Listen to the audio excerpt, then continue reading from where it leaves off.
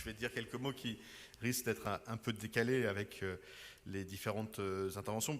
D'abord parce que je vais faire comme souvent, je vais en revenir au 18e. Pourquoi? Parce que je n'ai pas vraiment l'habitude de me laisser dicter les débats, et encore moins les termes des débats, par les réseaux sociaux en général et par certains groupes s'organiser sur ces réseaux sociaux. Et je pense que notre démocratie souffre beaucoup de se voir dicter son ordre du jour et les termes des débats tels qu'ils sont ensuite discutés par des groupes et par les réseaux sociaux. Et d'ailleurs, c'est pour ça que je me suis refusé d'intervenir sur cette question, ni sur les réseaux sociaux, ni ayant été invité par un média, de revenir sur ce sujet, sur ce média, parce que finalement, c'est toujours sur les thématiques des autres qu'on est incité à réagir, et on sait très bien quel est l'objectif de ceux qui agitent ce genre de choses. Je veux juste redire que le hasard ludique met à l'honneur l'artisanat africain à la période de Noël quasiment tous les ans depuis très longtemps, et que c'est la première fois que ça devient une affaire d'État. Et je reviendrai sur les raisons pour lesquelles certains souhaitent en faire une affaire d'État. Je voudrais quand même dire quelques éléments, d'abord parce que l'équipe du hasard ludique est mise en cause, pas autour de la table, hein, mais en général, et puis dire quelques mots aussi sur mon ressenti par rapport à la thématique et notamment aux mots qui ont été utilisés. D'abord, moi, je suis très fier de soutenir depuis le début le hasard ludique et son équipe. Je rappelle, certains d'entre nous étaient déjà autour de la table, qu'au moment où le hasard ludique a été créé, il avait été question d'en faire un équipement municipal.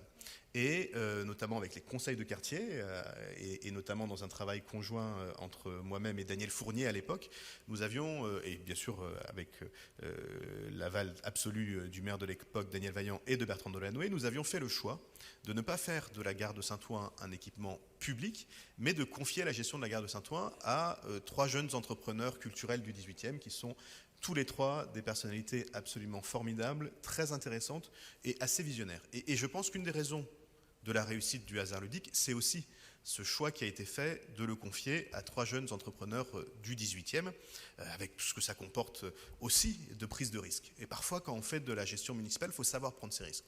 Des risques financiers, parce que le hasard ludique aurait pu ne pas marcher, et l'équilibre économique du hasard ludique était vraiment une question, et l'arbitrage positif de Bertrand Delanoë et de Daniel Vaillant à l'époque était une prise de risque. Ils auraient pu se tromper, ils auraient pu couler la petite ceinture, et ça fonctionnait. Et puis des prises de risque sur la programmation, des prises de risque sur tout un tas de choses, parce que finalement, quand on laisse des gens libres de s'exprimer, eh ben, on ne contrôle pas tout ce qu'ils disent et on ne contrôle pas tout ce qu'ils font. Et je dois dire que depuis que le hasard ludique a ouvert, je n'ai eu que des occasions d'y passer des très bons moments et de découvrir des cultures différentes. Et je veux vraiment saluer l'équipe du hasard ludique et revendiquer pour elle leur liberté de programmation. Parce que c'est quand même de ça qu'il s'agit, de la liberté de programmation. Premier élément. Deuxième élément, je voudrais aussi vous dire à quel point je suis heureux que soit mis en valeur, et notamment dans le 18e, l'artisanat en général et l'artisanat africain en particulier. C'est pas complètement pour rien que Maison Chapeau Rouge, que Sawa Shoes, que Peul Vagabonde ont tous été de très grands succès, et que c'est dans le 18e qu'ils ont trouvé leur lieu de naissance. Parce que nous souhaitons valoriser l'artisanat local, et nous souhaitons valoriser les entreprises locales, et nous souhaitons leur trouver un espace. Et ils trouvent dans le 18e un espace d'expression tout à fait intéressant, et je dois dire que j'ai jamais entendu personne reprocher à qui que ce soit la réalité, l'existence de la rue Mira, et l'apport de ces entreprises de l'artisanat pour notre quartier. Et c'est pas sans doute pour rien que l'équipe du hasard ludique, depuis quelques années, a décidé, au moment des fêtes de Noël, de mettre en valeur l'artisanat, et notamment l'artisanat africain. Je voudrais indiquer au conseil d'arrondissement que s'ils souhaitent continuer à mettre en valeur des typologies d'artisanat différentes, ils peuvent aller, je crois, ce week-end au hasard ludique, il y a un marché vegan, c'est un autre type d'artisanat. Je crois que le week-end d'après, il y a encore un marché artisanal qui est consacré aux créateurs du 18e, donc dans une diversité de créations. Et donc j'invite chacune et chacun à aller au hasard ludique, mettre en valeur, connaître et voir la diversité de l'artisanat du 18e. Et je crois que ça ne choque personne qu'on puisse mettre en valeur l'artisanat africain ici dans le 18e. Cela dit, évidemment, je ne partage pas tous les choix marketing qui sont faits par toutes les structures, toutes les entreprises ou toutes les marques, qu'elles soient ou pas présentes dans le 18e. Et en l'occurrence, je fais partie de ceux qui n'aiment pas et qui ne supportent pas et qui ont beaucoup de mal avec tout ce qui a trait à une forme d'essentialisation. C'est vrai. J'ai une divergence d'approche avec un certain nombre d'entreprises, de façons de faire du marketing. Et je considère effectivement que l'essentialisation n'a pas un effet positif utile. Enfin, jusqu'à nouvel ordre, il n'y a pas en France de police du marketing. Et d'ailleurs, si un jour il y avait une police du marketing en France, je nous inviterais les uns et les autres à nous élever profondément contre cette démarche. Il n'y a pas de police du marketing et il y a beaucoup de campagnes qui choquent les uns et les autres. Et si à chaque fois que quelqu'un était choqué par telle ou telle campagne, alors, cela dit, ça réglerait un problème de publicité, il n'y en aurait quasiment plus, ce qui pourrait être vécu positivement par certains d'entre nous, mais ça mettrait en cause cette liberté du marketing qui a ses limites. Moi, je vais vous dire, il y a des choses qui me choquent. L'essentialisation me choque. De la même façon, peut-être certains me trouveront un peu puritain, que je suis parfois choqué par l'essentialisation du corps des femmes dans un certain nombre de publicités ou d'affiches et par plein d'autres sujets. Mais il s'agit en l'occurrence du choix privé d'acteurs privés qui ont leur liberté.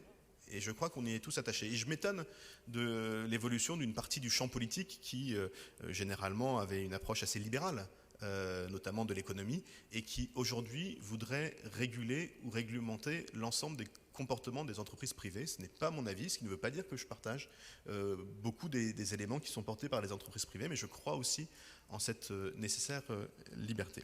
Bref, tout ça, c'est des affaires privées. Et elles doivent se gérer à la bonne échelle, c'est-à-dire à l'échelle privée. Et donc si quelqu'un perçoit un problème, c'est pas dans le champ des réseaux sociaux qu'il faut le gérer. C'est pas dans le champ des arènes politiques qu'il faut le gérer. S'il y a un problème, c'est auprès de la justice qu'il faut se tourner. Parce que finalement, si les responsables politiques, pire encore si les réseaux sociaux, s'amusent à censurer tel ou tel comportement, je crois qu'on a tous à y perdre. Et puisque M.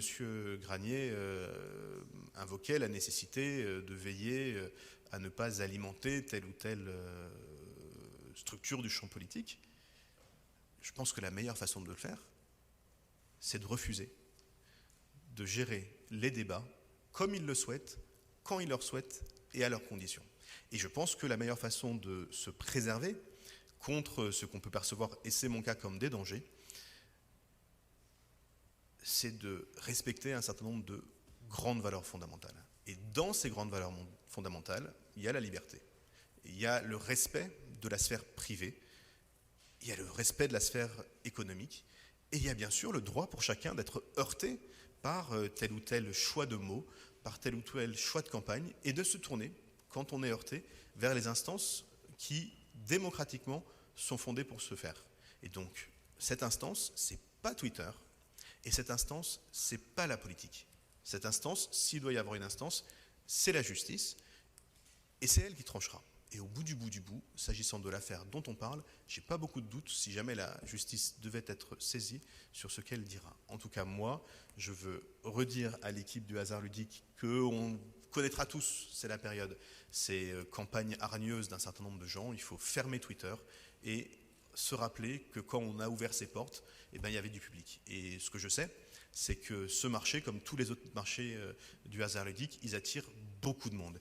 Et beaucoup de gens qui n'ont rien à voir avec l'état des débats qu'on lit de ci ou de là. Et j'invite les élus locaux que nous sommes à rester à l'échelle qui nous intéresse, c'est-à-dire celle des habitants. Et je pense que les habitants du 18e, ils sont très clairs sur ce qui se pense, par exemple, du hasard ludique, et ils sont très heureux qu'on ait pu le créer. Voilà, j'ai été beaucoup trop long, mais je voulais le dire, comme je n'ai pas l'occasion de m'exprimer là-dessus dans les médias ou sur les réseaux sociaux, parce que je me refuse, comme je le disais, à le faire à leurs conditions, j'ai été heureux d'avoir l'occasion de le faire devant vous, et je vous en remercie.